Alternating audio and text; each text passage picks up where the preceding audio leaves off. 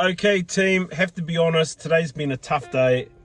We are down in Campervan. The idea here was I'm just going to sit and focus on work for 3 or 4 days. Today was supposed to be a really big day of work for me. Sat down, started 2 hours in, Danielle calls out from the bedroom. Did you just see that email from iMover? They've just cancelled our campervan booking. Okay, so the bummer on that is, these camper vans costed €1 a day, $1, like $1 a day to rent the camper van. We've had awesome times in the camper van we already rented. But the cancellation thing means we had to pay a booking fee, we had to pay $1 a day. It was about €80 to book the thing and get it locked in. So we'll get that refunded. That's cool, that's awesome. But the hard part of the day is they have no liability around the €400 in flights from Faro to Munich, accommodation in Munich, trip we've already booked to Salzburg, and so a whole bunch of things have sort of toppled over to take care of that. So we've been scrambling today to try and just work out, okay, well, we're still going to go to Munich, we can't afford to throw that money away, but we won't be going to Albania after the Italy trip now, so we lost a bit of money on those flights. So how do you manage this stuff and how do you get it done? And to be fair, we spent about 2 hours looking at it and then we just thought, oh, we can't do this anymore, we just want to go to bed and watch some reality TV. And so yeah, it's a bit of a mission. Today hasn't been too good.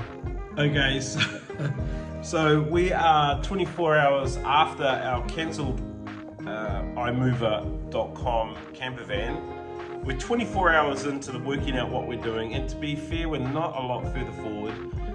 The stress is all gone from our lives. We've got the next 3 days planned. So Faro, Lisbon, Munich, Salzburg, sorted. We don't have to worry about accommodation or travel until the 1st of April, which is April Fools, which is kind of stink actually, but we're not joking. So we're just still trying to work out where we're going to go from the 1st of April until we want to be in Turkey around the 20th. Decisions. The world's your oyster is a true saying, but it can also be a bit of a headache when you have too many options. Okay, besides trying to organise the next 2 weeks on the road, we've also decided to ship some stuff up to Danielle's auntie who lives in the UK. We'll be visiting her about June. So there's a bunch of things in here we figure we won't need for about 2 months. We're going to try and lighten our load by about 7 kilos, and there's quite a bit of floor space here in the bag. Good morning team, we are all but packed and finishing up our little week-long house sit here in the beautiful Cavo area of Algarve. Now the weather wasn't that flash for us unfortunately, and the locals have a different view of it. Where we live at home, if it rains, we're all stoked because we rely on the sky and the rain for our water supply. And same thing here, they've been in drought, so we've had rain for about 2 days, just fairly constant, fairly heavy, and we don't even care. I guess we have that philosophy, rain's a good thing, and the locals here definitely feel that way. But we're packing, we're off to Faro, to the airport there, then up to Lisbon on a flight. We have a long layover in Lisbon, it's going to be terrible. And then we fly Lisbon to Munich. So Germany, look out, we're coming for you. We're flying Portugal Air, aka TAP, and if you've had an experience with Air New Zealand, probably this is the closest we've come to an Air New Zealand sort of gig. These guys are Star Alliance, and that means that a lot of it's the same. So check-in, bag drop, all that, very similar to the Air New Zealand experience. So you can take the girl out of New Zealand, but you can't take the New Zealand out of the girl. Here we are, duty-free, loading up on perfume. I actually smell quite nice now too, I've done it before.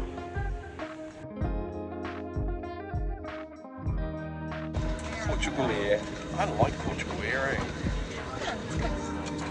Seats are comfortable, plenty of room.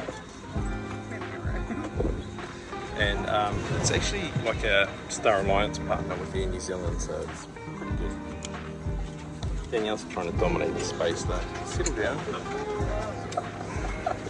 Okay, we've landed in a super packed Lisbon airport. So we've decided, you know what, we know our way around Lisbon. We've got some train tickets. A little bit. So we're just going to go jump on the metro and get out of here. We've got 4 hours to just hang around. Okay, the metro is so well situated at the airport in Lisbon. Literally you walk out of the airport and down into the train area. So that's us. We're heading into the city. If you have a Lisbon layover, we already got tickets too. Otherwise, you buy your train tickets there. So easy. So this is one of the things I really like about training, especially in a place that you've never been before. You just walk up steps and then you arrive somewhere and it's like, oh, okay, this is where I am.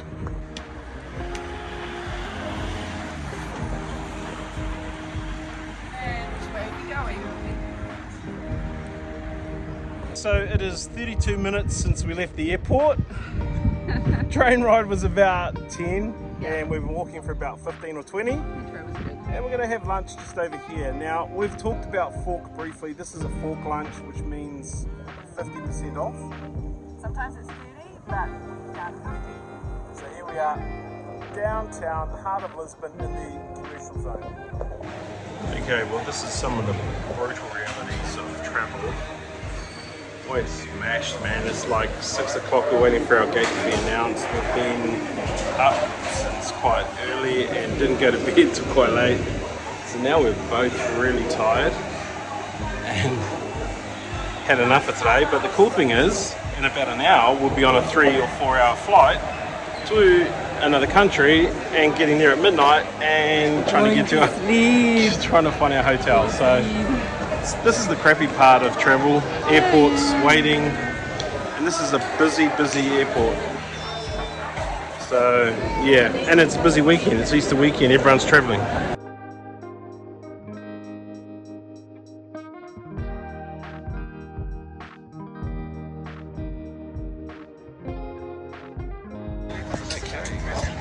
So we're on a plane, another Portugal there, we're about halfway down, so if the plane crashes, we're in the perfect position to die instantly.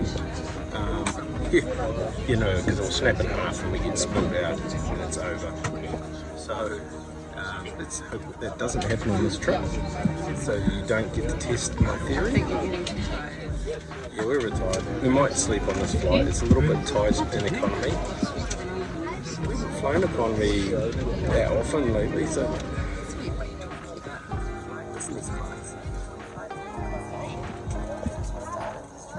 anyway, next stop Germany.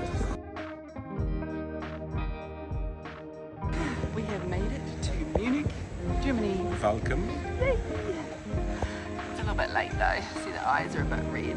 It's been a long day. Now just over here is the exit. It looks like there's no checks. Get our bag and go. No customs, no passports, we hope.